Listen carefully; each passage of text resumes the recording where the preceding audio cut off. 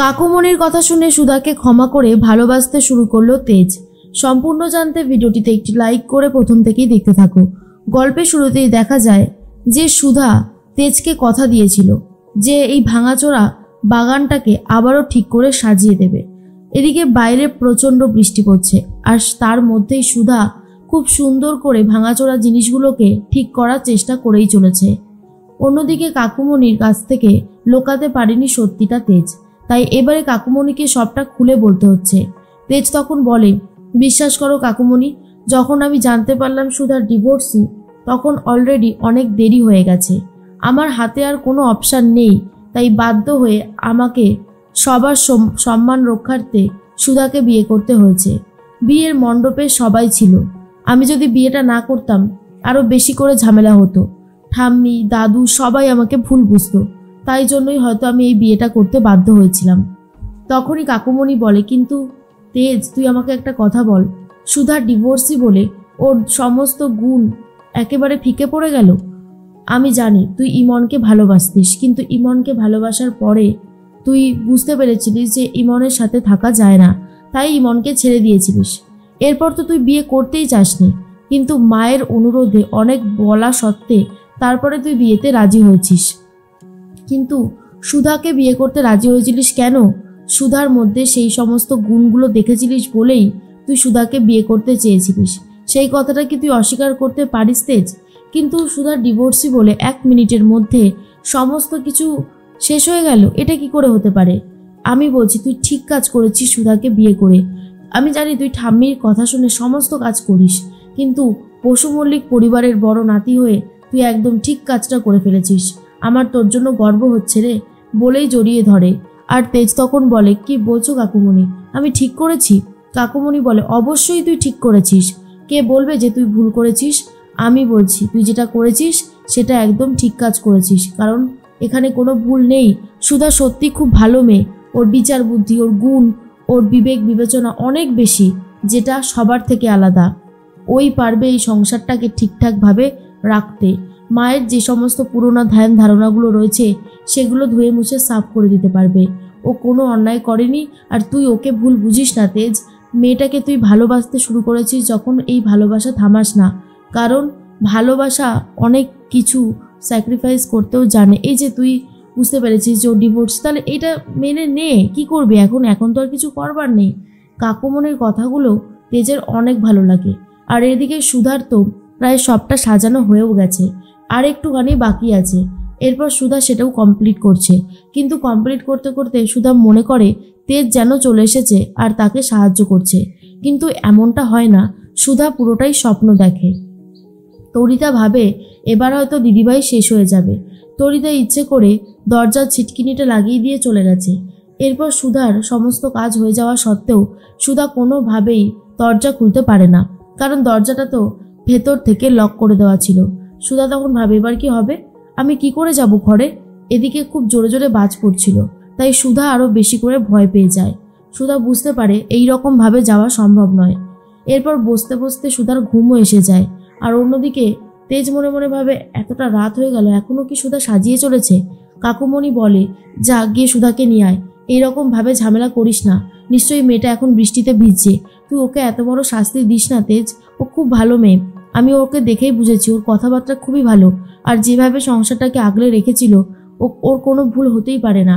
আমি জানি তুই ওকে নিয়ে আসবি, তুই যদি সত্যি ওকে ভালোবাসিস তাহলে তুই ওকে নিয়ে আসবি, নিজে নিয়ে আসবি গিয়ে। এরপর কাকুমণি তো চলে যায়। তখন তেজ মনে মনে ভাবে, আমি কি সত্যি সুধাকে ভালোবাসি? আর অন্যদিকে দেখা যায় বিজিৎ বুঝতে পেরে যায় সুধাকে দিয়ে আর তত্ত্বের কোনো কাজ করানো যাবে না। আর তার মধ্যে ইমন বলে, কি হলো বিজিৎ, তোমার চেনা জানা মেয়েটা ফোন ধরলো? তখনই বিজিৎ বলে, সরি ম্যাম, ও ফোন ধরে বলে দিয়েছে ও এই কাজ আর করতে পারবে না। ইমন তখন বলে, ব্যাস, যেই না একটু ভালো হয়েছে কাজ, প্রশংসা করেছে সবাই, ওর কাজ চাইছে সবাই, সেই ঘ্যাম হয়ে গেল। তুমি এক কাজ করো, তুমি ফোন নাম্বারটা আমাকে দাও, আমি কথা বলে নেব। কিন্তু বিজিৎ তখন বলে, সরি ম্যাডাম, সেটা তো সম্ভব নয়, কারণ ও ফোন নাম্বার দিতে বারণ করেছিল। তখনই প্রচণ্ড আরও বেশি করে রেগে গেছে এই ইমন, আর বলে, সত্যি আমার না প্রচণ্ড রাগ হয়ে যাচ্ছে। অন্যদিকে সুধা তো অপেক্ষা করতে করতে ঘুমিয়েই পড়েছে। তেজ এসে দেখে দরজাটা তো ভেতর থেকেই দেওয়া, তাহলে সুধা নিশ্চয়ই চলে এসেছে, কিন্তু কোথায় গেল? ও তো ঘরে যায়নি। এরপর সুধাকে তন্ন তন্ন করে সব জায়গায় খুঁজতে শুরু করেছে, কিন্তু কোথাও আর খুঁজে পাচ্ছে না। তেজ তখন ভাবে তাহলে কি উনি ভেতরেই আটকা পড়ে গেছে, দেখি তো গিয়ে। এরপর চিটকিনিটা খুলে গিয়ে দেখে ডান দিকে বসে আছে আর বসতে বসতে ঘুমিয়েও পড়েছে। তখনই তেজ ডাকে, সুধা শুনতে পাচ্ছেন? সুধা চোখ খুলুন। এরপর দেখে গা তো জ্বরে পুড়ে যাচ্ছে। কোনো রকমে কোলে করে বিছানায় নিয়ে এসে শুয়ে দেয় আর বলে, কি হলো সুধা, আপনাকে কে বলেছিল বলুন তো? রাগের মাথায় বললাম আর আপনি ঠিক করতে চলেও গেলেন। সত্যি আপনাকে না কিছু বলার মতন নেই। এবার যে কি হবে, গা তো জ্বরে পুড়ে যাচ্ছে। ব্যবস্থা কিছু একটা করতেই হবে, এই রকম ভাবে তো আর চলতে পারে না। সুধা উঠুন। এরপর সুধার কোনো সাড়া নেই। তেজ তখন ভাবে এই রকম ভাবে ভেজা শাড়িতে যদি উনি থাকেন তাহলে ওনার শরীর খারাপ আরও বাড়বে। কিন্তু এই মুহূর্তে আমি কাকে ডাকবো? ডাকলেই তো হাজারটা প্রশ্ন করবে। না, যা করবার আমাকেই করতে হবে। সেই জন্য তেজ এক বালতি জল নিয়ে এসেছে সুধার মাথাটাকে ভালো করে ধুয়ে দেবে বলে। আর তারপর সুধার শাড়িটা বদলে দিতে থাকে। আর এদিকে সুধার তো কোনো জ্ঞানই নেই, এতটাই জ্বর হয়েছে যে সুধা তাকাতেও পারছে না, অজ্ঞান হয়ে গেছে। তেজ মনে মনে ভাবে, কাকুমণির বলা কথাগুলো কেন জানি না খুব মানতে ইচ্ছা করছে। মনের ভেতরে একটা অদ্ভুত শান্তি আসে, কিন্তু জানি না আমি সুধাকে সত্যি ভালোবাসি কিনা। সত্যি তো, আমি যদি ওকে ভালোবাসি, ও ডিভোর্সি কিনা, তাতে আমার কি যায় আসে? ও তো আমাকে বলার চেষ্টা করেও ছিল, কিন্তু আমি শুনতে চাইনি। আমিও বুঝতে পারিনি যে ও এই কথাটা বলার জন্যই আমাকে ফোন করেছিল। আমি এখন কী করব? তার মধ্যেই মনে মনে এটাই ভাবছি। আর এদিকে সুধার কাপড়টাও বদলে দেয় আর বলে, গাটা এখনও জ্বরে পুড়ে যাচ্ছে, ভালো করে মাথায় জল দিতে হবে। এরপর এক বালতি জল নিয়ে এসে তো ভালো করে মাথার মধ্যে দিতে থাকে, যাতে সুধার জ্বরটা নেমে যায় আর ওষুধও খাইয়ে দেয়। সুধা মনে মনে এটাই ভেবেছিল যে সে যাকে বিয়ে করতে চলেছে সে যেন খুব কেয়ারিং হয়। আর তেজ কিন্তু সত্যি সুধার অনেক যত্ন নিচ্ছে। তার মধ্যেই সুধার জ্ঞান আস্তে আস্তে ফিরছে। আর অন্যদিকে তেজও এখনও ঘুমায়নি, রাতে জেগে বসে আছে। সুধার হঠাৎ করে জ্ঞান ফিরে আসতেই সুধা দেখে যে সে একটা অন্য কাপড় পরে রয়েছে। সুধা মনে মনে ভাবে, কাল রাতে তো আমি এই কাপড়টা পরিনি, আমি অন্য একটা কাপড় পরেছিলাম। যতদূর মনে পড়ে আমি বাগানটাকে খুব সুন্দর করে সাজিয়ে দিচ্ছিলাম, আর তারপরে যখন ভেতরে আসতে চাইছিলাম দরজাটা ভেতর থেকেই বন্ধ ছিল। কিন্তু তারপরে সব কি হলো? এরপরে তেজ বলে, হয়ে গেল, এবারে জিজ্ঞেস করতে শুরু করে দেবে। সুধা তখন বলে, মিস্টার বসু মল্লিক, আমার কাপড়টা কে বদলে দিয়েছে?